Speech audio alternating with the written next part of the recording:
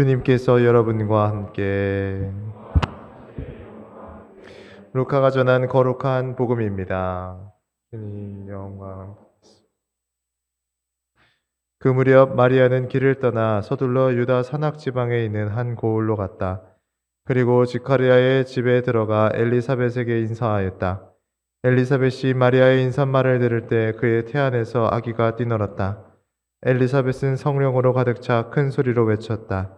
당신은 여인들 가운데서 가장 복되시며 당신 태중의 아기도 복되십니다. 내 주님의 어머니께서 저에게 오시다니 어찌된 일입니까? 보십시오. 당신의 인사말 소리가 제 귀에 들리자 저의 태안에서 아기가 즐거워 뛰놀았습니다. 행복하십니다. 주님께서 하신 말씀이 이루어지리라고 믿으신 분. 그러자 마리아가 말하였다. 내 영혼이 주님을 찬송하고 내 마음이 다의 구원자 하느님 안에서 기뻤으니 그분께서 당신 종의 비천함을 굽어보셨기 때문입니다. 이제부터 과연 모든 세대가 나를 행복하다 하리니 전능하신 분께서 나에게 큰 일을 하셨기 때문입니다. 그분의 이름은 거룩하고 그분의 자비는 대대로 당신을 경외하는 이들에게 미칩니다.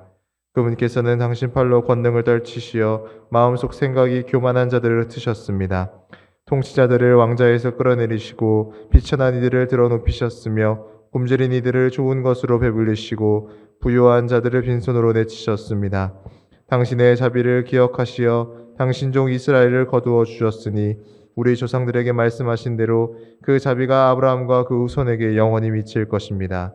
마리아는 석 달가량 엘리사벳과 함께 지내다가 자기 집으로 돌아갔다. 주님의 말씀입니다.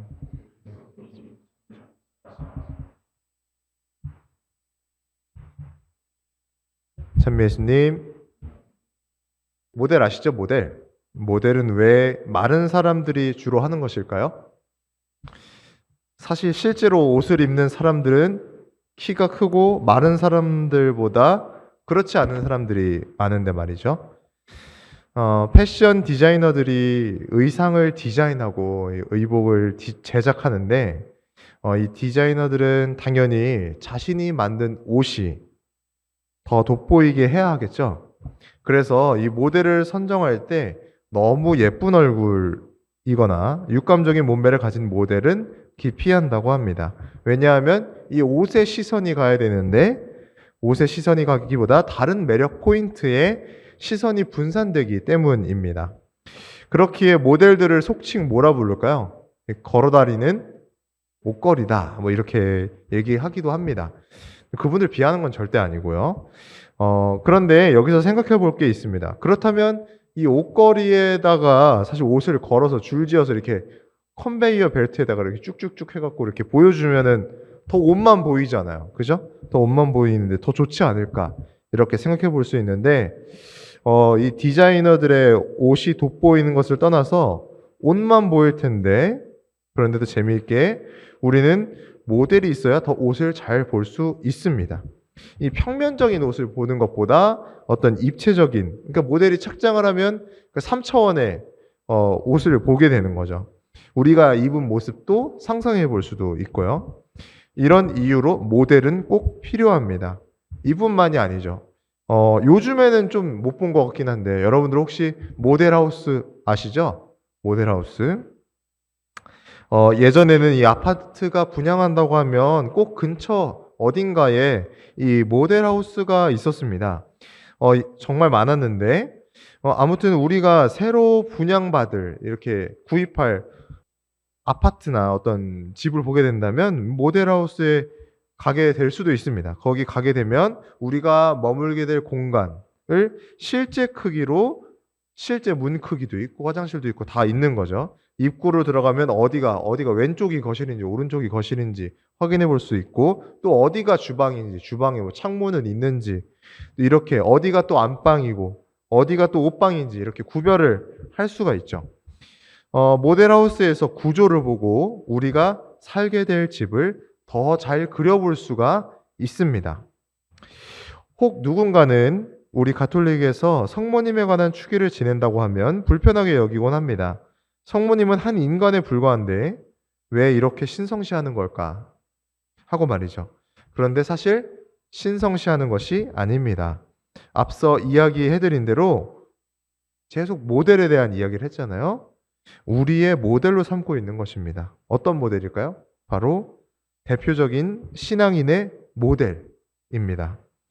성모님이 보여주신 모습을 통해 우리도 그 모습처럼 닮아가기를 희망하는 것이죠.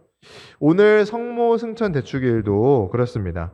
제가 이날에는 꼭 교리를 말씀을 드리는데 예수님께서도 승천하셨고 오늘도 성모 승천 대축이라니까 승천이라는 단어가 동일하게 쓰였다 보니까 우리는 가끔 오해하기도 합니다.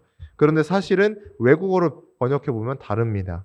예수님께서 승천하신 거는 능동태, 그러니까 스스로 올라가심.